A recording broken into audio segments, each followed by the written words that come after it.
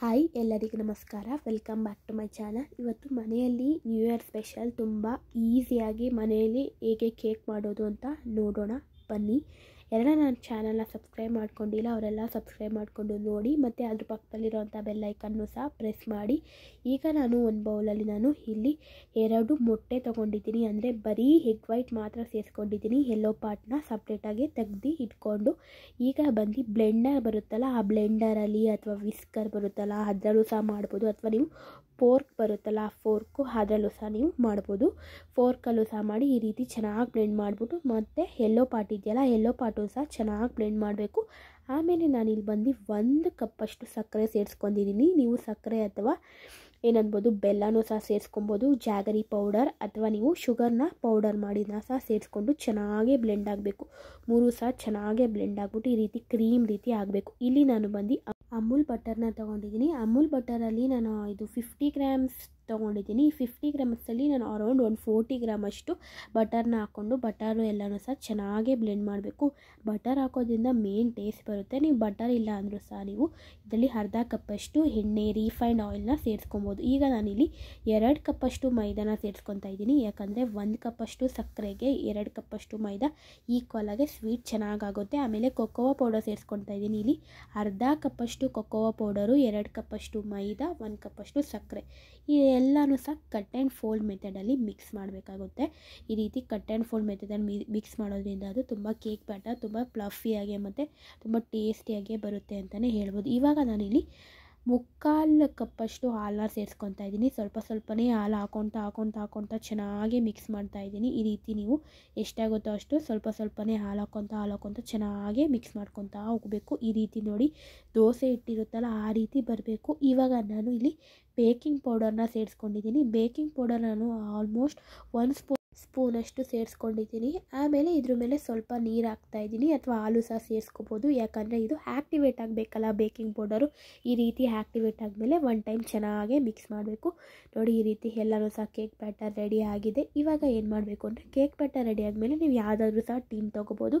ನಾನು ಇಲ್ಲಿ ಬಂದು ರೌಂಡ್ ಶೇಪ್ ಟಿನ್ನ ತೊಗೊಂಡಿದ್ದೀನಿ. ಈಗ ಒಂದು A4 ಶೀಟ್ ತೊಗೊಳ್ಳಿ. A4 ಶೀಟಿಗೆ ತೊಗೊಂಡು ಮಾರ್ಕ್ ಮಾಡಿಕೊಂಡು ಆ ಸೈಜಿಗೆ ನೀಟಾಗಿ ಕಟ್ ಮಾಡಿಬಿಟ್ಟು ಕೆಳಗಡೆನೂ ಸಹ ಸ್ವಲ್ಪ ಬಟರ್ ಹಾಕ್ಬಿಟ್ಟು, ಆಮೇಲೆ ಶೀಟ್ ಮೇಲೂ ಸಹ ಈ ರೀತಿ ಬಟರ್ ಹಚ್ಚಿ, ಸೈಡಲ್ಲೂ ಸಹ ಬಟರ್ ಹಚ್ಚಿ, ಅಥವಾ ನೀವು ಏನು ಮಾಡ್ಬೋದು ಸ್ವಲ್ಪ ಎಣ್ಣೆ ಅಥವಾ ಬೆಣ್ಣೆ ಹಾಕ್ಬಿಟ್ಟು ಮೈದಾದಲ್ಲಿ ಡಸ್ಟ್ ಮಾಡಿಕೊಂಡು ಆ ರೀತಿಯೂ ಸಹ ಯೂಸ್ ಮಾಡ್ಕೊಬೋದು, ಅಥವಾ ನೀವು ಬಟರ್ ಪೇಪರು ಸಹ ಯೂಸ್ ಮಾಡ್ಕೊಬೋದು. ಯಾವ ರೀತಿ ಆದರೂ ಸಹ ನೀವು ಯೂಸ್ ಮಾಡಿಕೊಂಡು ಮಾಡಿ.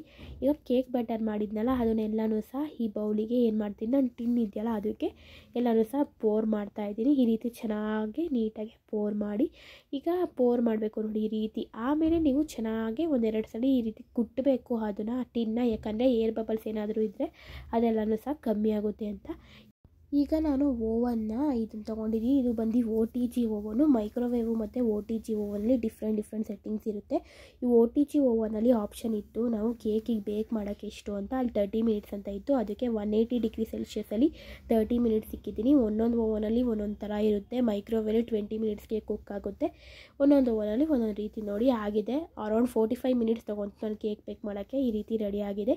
ಈಗ ವಿಪ್ಪಿಂಗ್ ಕ್ರೀಮ್ ಮಾಡ್ಕೊಳ್ಳೋಕ್ಕೋಸ್ಕರ ನಾನಿಲ್ಲಿ ವಿಪ್ಪಿಂಗ್ ಕ್ರೀಮ್ ಪೌಡರ್ನ ಉಪಯೋಗಿಸ್ಕೊಂಡು ಸ್ವಲ್ಪನೇ ಚಿಲ್ಡ್ ಆಗಿರೋವಂಥ ತಣ್ಣಗಿರೋವಂಥ ಹಾಲನ್ನ ಸೇರಿಸ್ಕೊಂಡು ಚೆನ್ನಾಗೇ ಬ್ಲೆಂಡ್ ಮಾಡ್ತಾಯಿದ್ದೀನಿ. ಈ ರೀತಿ ಕ್ರೀಮ್ ರೀತಿ ಬರಬೇಕು. ಆಮೇಲೆ ನಾನು ಇಲ್ಲಿ ಏನು ಮಾಡ್ತಾಯಿದ್ದೀನಿ, ಈಗ ಕೇಕಿಗೆ ನಾನು ಡೆಕೋರೇಟ್ ಮಾಡೋಕ್ಕೆ ಅಂದರೆ ಕ್ರೀಮ್ ಹಚ್ಚೋಕ್ಕೆ ಸ್ಟಾರ್ಟ್ ಮಾಡ್ತಾಯಿದ್ದೀನಿ.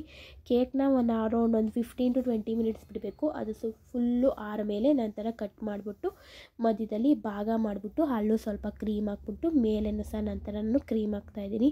ನಾನೇನು ಪ್ರೊಫೆಷ್ನಲ್ ಅಲ್ಲ ಕೇಕ್ ಮಾಡೋದ್ರಲ್ಲಿ, ನಾನು ಹೇಗೆ ಬಂದಿದೆ ಹಾಗೇ ರೀತಿ ಮಾಡಿದ್ದು. ನೀವು ಸಹ ಮಾಡ್ಕೊತೀನಿ, ಹೆಲ್ತಿಯಾಗಿರುತ್ತೆ, ಯಾವುದೇ ಕಲರ್ ಇಲ್ಲ, ಯಾವುದೇ ಪ್ರಿಸರ್ವೇಟಿವ್ಸ್ ಇಲ್ಲ ಅಂತಲೇ ಹೇಳ್ಬೋದು.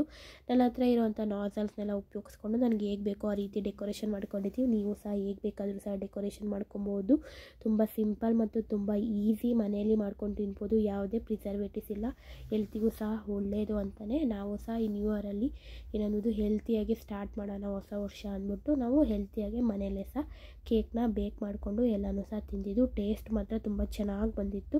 ನಾವು ಏನನ್ಬೋದು ಲೈಕ್ ಎಷ್ಟು ಬರುತ್ತೋ ಅಷ್ಟರಲ್ಲಿ ನಾನು ಸಹ ಟ್ರೈ ಮಾಡಿದ್ದೀನಿ. ನೀವು ಸಹ ಹೀಗೆ ಮನೆಯಲ್ಲಿ ಹೆಲ್ತಿಯಾಗಿ ಮಾಡಿಕೊಂಡು ತಿನ್ನಿ ಅಂತ ಹೇಳ್ತೀನಿ. ಹೊರಗಡೆ ತಿನ್ನೋದು ಸ್ವಲ್ಪ ಅವಾಯ್ಡ್ ಮಾಡಿ, ಯಾಕಂದರೆ ಹೆಲ್ತಿಗೆ ಒಳ್ಳೆಯದಲ್ಲ. ಸೊ ಅದಕ್ಕೋಸ್ಕರ ತುಂಬ ಸಿಂಪಲ್ ಮತ್ತು ಈಸಿ, ನೀವು ಸಹ ಮನೇಲಿ ಮಾಡ್ಕೊಂಡು ತಿನ್ಬೋದು. ನೋಡಿ ಕೇಕ್ ಹೇಗೆ ಬಂದಿದೆ ಅಂತ ತೋರಿಸ್ತೀನಿ. ಕೇಕ್ ನೋಡಿ ಈ ರೀತಿ ಇದೆ. 2 ಲೇಯರ್ ಕ್ರೀಮು ಸಹ ನೋಡಿ ಎಷ್ಟು ಚೆನ್ನಾಗಿ ಕಾಣ್ತಿದೆ. ತುಂಬ ಚೆನ್ನಾಗಿ ಬಂದಿತ್ತು. ನೀವು ಸಹ ಟ್ರೈ ಮಾಡಿ ನೋಡಿ. Thank you so much for watching.